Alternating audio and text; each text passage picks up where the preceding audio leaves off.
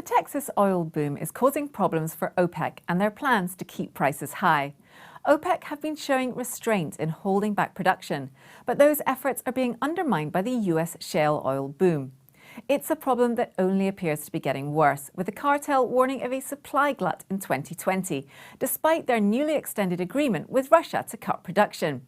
Writing in their monthly report, they stated that production from the booming Permian Basin is forecast to grow without any constraints.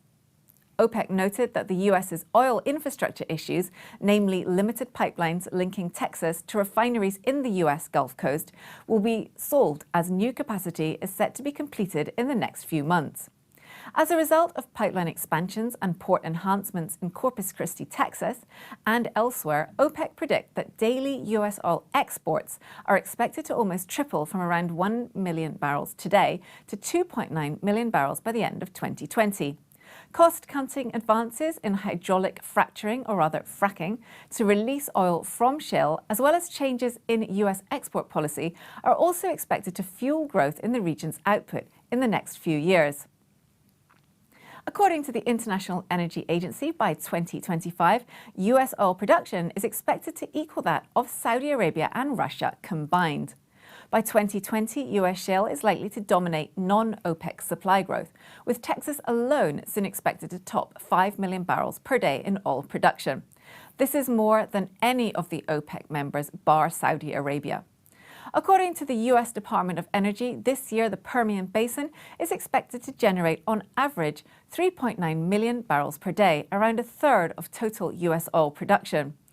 As of late 2018, the US became the world's largest producer of crude, turning the country, long reliant on foreign oil, into a net exporter in just a few short years. OPEC has projected demand for its oil in 2020 will decline by 1.3 million barrels to 29.27 million. The US Energy Information Administration have lowered their view on oil demand, pointing to concerns about slowing economic growth. The shale boom has lessened supply concerns caused by the Iran sanctions, as well as US sanctions against Venezuela, also in part enabling those sanctions by providing cover, without which they could previously have crippled global supply. Some analysts believe that OPEC is too negative regarding the world's desire for oil.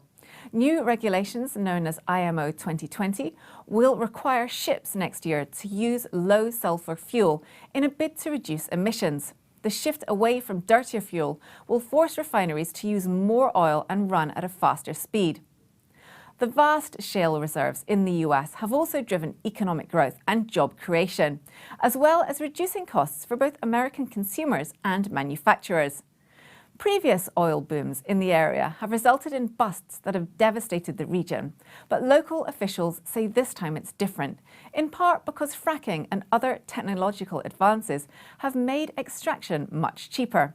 Bobby Burns, president of the Midland Chamber of Commerce, states that we don't use the B word. Boom doesn't really describe it. The Permian Basin, he believes, will be a force for a generation.